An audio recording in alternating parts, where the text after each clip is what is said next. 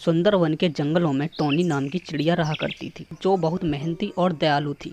वह जंगल में सभी पंछियों की सहायता करती थी। उसके पास अपना एक छोटा सा खेत था, जिसमें वह अलग अलग तरह की सब्जियां उगाया करती थी और उनको बाजार में बेचा करती थी। उसी जंगल में एक कालू कौवा भी रहा करता था, जिसके पास अपना एक खेत था। वह भी अपने खेत में सब्जी उगाया करता था।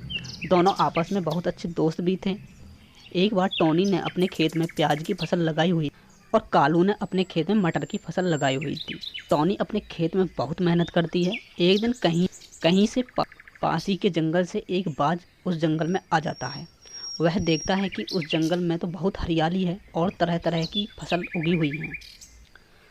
उसको कालू के खेत में मटर लगी हुई दिखती हैं। उस टाइम कालू बाजार में मटर बेचने गया था।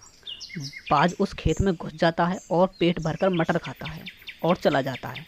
कालू जब अपने खेत में जाता है तो उसको पता लग जाता है कि किसी ने उसके खेत में मटर चोरी की हैं। कालू टोनी के पास उसकी फसल के बारे में पूछने जाता है। उस टाइम टोनी मटर की ही सब्जी बना रही थी।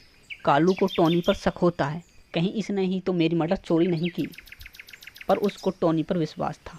वह सोचता है कि टोनी मुझसे ही पूछकर मटर ले सकती है, उसको चोरी करने की क्या ज़रूरत। कालू टोनी से उसकी फसल के बारे में पूछता है कि तुम्हारी फसल आज कितने में बिकी। टोनी भी उससे उसकी फसल के बारे में पूछती है। ऐसे ही दोनों आपस में बात करते रहते हैं और कालू अपने घर चला जाता है। अगले दिन कालू फिर से मटर लेकर बाजार में जाता है और बाज फिर से कालू के खेत में घुस जाता है। कालू जब बाजार से आता है, उसको फिर से अपने खेत में मटर की चोरी हुई मिलती है। वह सोचता है, मेरे खेत में ऐसे ही चोरी होती रही तो मैं तो बर्बाद हो जाऊंगा, मुझे कुछ ना कुछ करना ही होगा। वह अगले दिन चुपके से एक पेड़ पर छुप जाता है और देखने लगता है। तभी वहाँ वह बाज आता है और उसके खेत में घुसकर मटर खाने लगता है। कालू को अब पता चल जाता है कि उसके खेत से मटर कौन खा रहा है, पर वह सोचता है कि यह बात तो बहुत खतरनाक लगता है, इसको मैं अकेले कैसे पकड़ सकता हूँ।